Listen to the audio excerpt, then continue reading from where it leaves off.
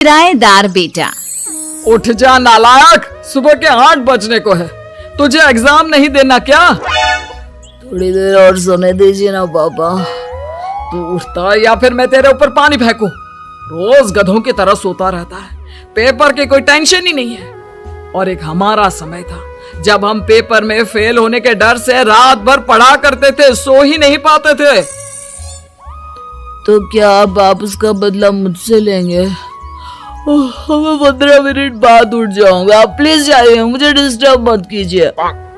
इतना कहकर रौनक रजाई ढककर फिर से सो जाता है। तू ऐसे नहीं मानेगा, रुक मैं अभी पानी लेकर आता हूँ।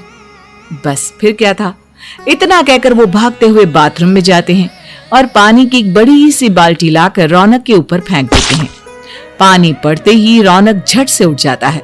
ये आपने क्या किया पापा? अब तू उठेगा नहीं तो यही करना पड़ेगा ना। वैसे थैंक्स डैड, आपके कारण ना अब मुझे नहाने की भी जरूरत नहीं पड़ेगी। चलिए अब आप माँ से बोलकर मेरे कपड़े निकलवा दीजिए, तब तक मैं ब्रश कर लेता हूँ।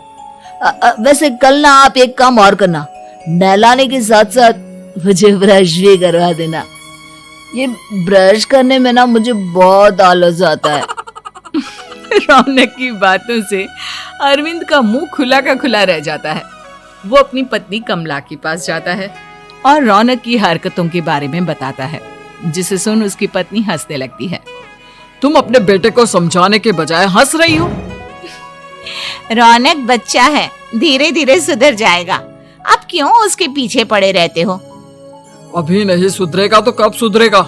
10वीं क्लास में है रौनक, वो अब कोई बच्चा नहीं रहा। अरविंद की इतना बोलते ही वहाँ रौनक भी आ जाता है। क्या डैड, मैंने आपको एक काम दिया था, वो भी नहीं हुआ आपसे। अरे क्या हुआ बेटा? माँ, मैंने डैड से बोला था कि वो आपको बोलकर मेरे स्कूल की यूनिफॉर्म निकाल दे, लेकिन मेरे पीछे पड़ने के अलावा इनसे एक काम ढंग से नहीं होता। देख रही हो कमला, देख रही हो अपने लाडले को? अरे आप चुप रहिए जी। चलो बेटा, मैं तुम्हें कपड़े निकाल कर दे देती हूँ बस।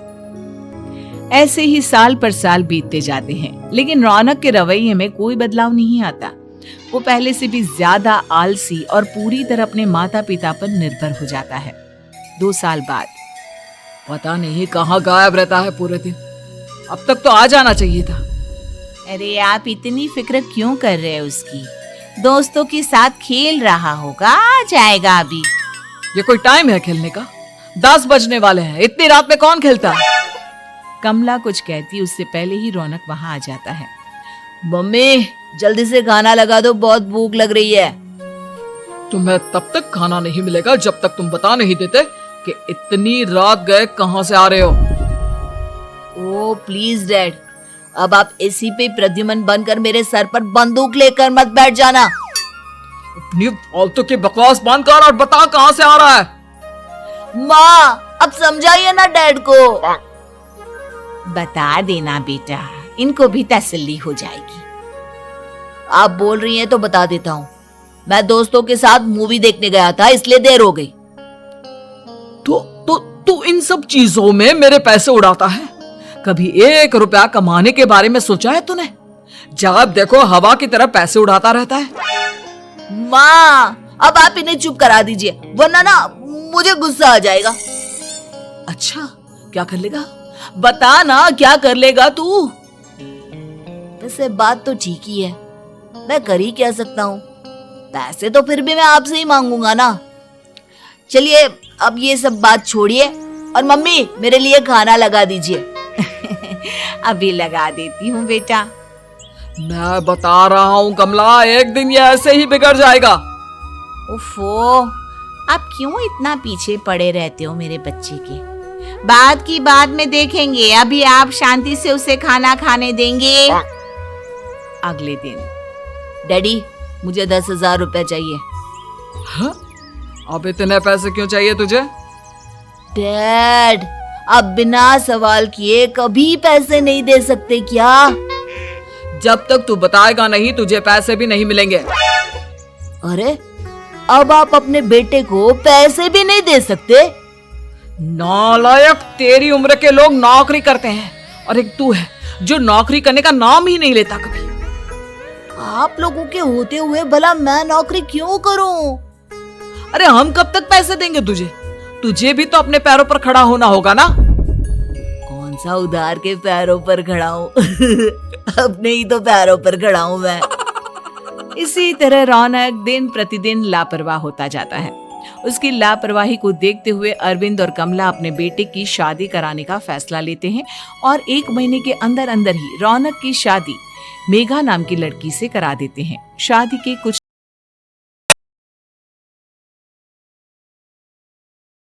ना हाँ, क्यों नहीं। कितने तक की आती है साड़ी? यही करीब 5,000 तक की। तुम चिंता मत करो, मैं आज ही डैडी से पैसे मांगकर तुम्हारे लिए साड़ी ले आऊंगा। आप कब तक ऐसे ही अपने पापा से पैसे मांगते रहेंगे? कोई अच्छी सी नौकरी क्यों नहीं कर लेते आप? अरे डैड के होते हुए मुझे नौकरी करने की जरूरत ही क्या है? पर आप ऐसे कब तक उनसे पैसे मांगते रहेंगे? कुछ आपको अपने दम पर भी तो करना होगा ना। अब तुम भी बाकी लोगों की तरह मुझे ज्ञान देना शुरू मत कर देना। साड़ी चाहिए ना तुम्हें, मिल जाएगी बस। इतना कहकर रौनक अपने पिता से पैसे मांगने चला जाता है। डैडी, मुझे 5,000 रुपया चाहिए। अब 5,000 क्यों चाहिए तुझे? वो मेघा को साड़ी चाहिए थी। अरविंद आगे बिना कुछ कहे चुपचाप उसे पैसे निकाल कर दे देता है। कुछ दिन बाद तुम्हें नहीं लगता कमला, रौनक हम पर पहले से भी ज्यादा डिपेंड हो गया है? मुझे तो अब उसके भविष्य की चिंता होने लगी है। कल को हमें कुछ हो गया तो वो क्या करेगा? काश तुमने पहले ये सोच लिया होता तो आज हमारा बेटा इतना लापरवाह नहीं होता। तब मुझे कहाँ पता था कि मेरा लाड प्यार उसे इतना बिगाड़ देगा कि वो इस हद तक लापरवाह बन जाएगा। कोई बात नहीं, अभी भी देर नहीं हुई। मुझे पता है उसे कैसे सुधारा जा सकता है। कैसे? अरविंद कुछ कहता उससे पहले रौनक वहां आ जाता है और पैसों के लिए हाथ फैलाने लगता है। डैड, मैं और मेघा बाहर घूमने जाना चाहते हैं। अरे वाह, ये आज सूरज कहाँ से निकला है? Dad please. अच्छा चलो अब मुद्दे की बात करो। मुझे अब 25,000 चाहिए। अब तुम्हें 1 रुपया भी नहीं मिलने वाला। अगर तुम्हें पैसों की इतनी ही जरूरत है तो कोई ढंग की नौकरी कर लो। मम्मी, आप कुछ कहिए ना डैड को। बेटा, वो गलत क्या बोल रहे हैं? ये सब हम तेरे भले के लिए ही तो कर रहे हैं। मम्मा, मैंने बताया ना आपको, मुझे नहीं करनी कोई जॉब वॉब। तो ठीक है, निकल जाओ हमारे घर से। तुम्हारे जैसे लोगों के लिए मैंने ये घर खड़ा नहीं किया है। जितना ये घर आपका है ना, उतना ही मेरा भी है। मैं कहीं नहीं जाने वाला। जाना तो पड़ेगा ही तुझे, क्योंकि अब मैं तेरा कोई भी खर्चा नहीं उठाने वाला। ठीक है, मत उठाइए मेरा खर्चा। मैं अपने दम पर भी जी सकता हूँ। तो बेशर्मों की तरह अब तक यहाँ क्यों खड़ा है? अपना सामान ले और निकल जाए यहाँ से। रौनक पैर पटकते हुए वहां से चला जाता है।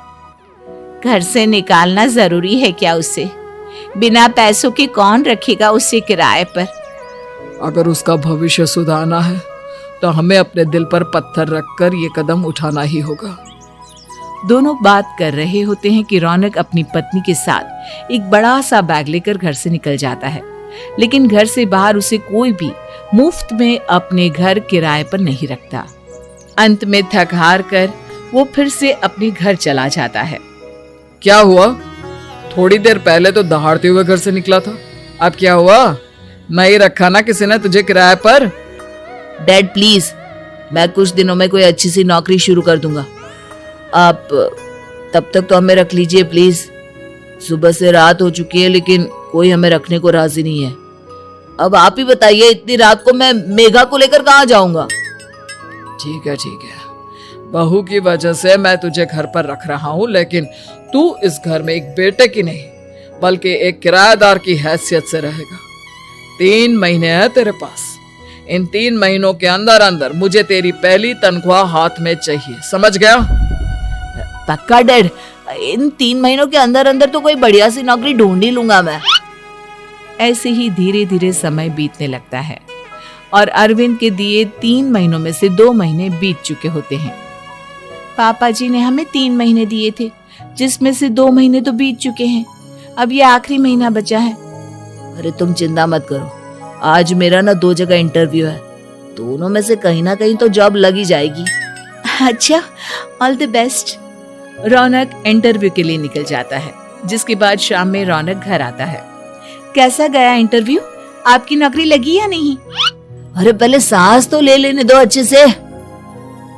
बताइए ना, मुझसे तो जरा भी इंतजार नहीं हो रहा है। वो दरअसल बात यह है कि मेरी नौकरी तो लग चुकी है, लेकिन पैसे बहुत कम है। कितने पैसे हैं? 15,000। इतने में अरविंद और कमला मिठाई का डिब्बा लेकर आ जाते हैं। बधाई हो बेटा। हम जानते थे तेरी जॉब जरूर लगेगी। लेकिन मेरी सैलरी बहुत कम है मम्मा। कम है तो क्या हुआ, धीरे धीरे बढ़ जाएगी। हाँ बेटा, हम तो बस चाहते थे कि तू अपने पैरों पर खड़ा हो जाए। मतलब अब आप मुझे घर से नहीं निकालेंगे? नहीं, ये सब हमने तुझे जिम्मेदार इंसान बनाने के लिए किया था। Thank you mummy papa. अगर आप दोनों ऐसा नहीं करते तो मुझे कभी अपनी जिम्मेदारियों का एहसास तक नहीं होता। आज आपने मुझे सिखा दिया कि इंसान का अपने पैरों पर खड़ा होना भी जरूरी होता है।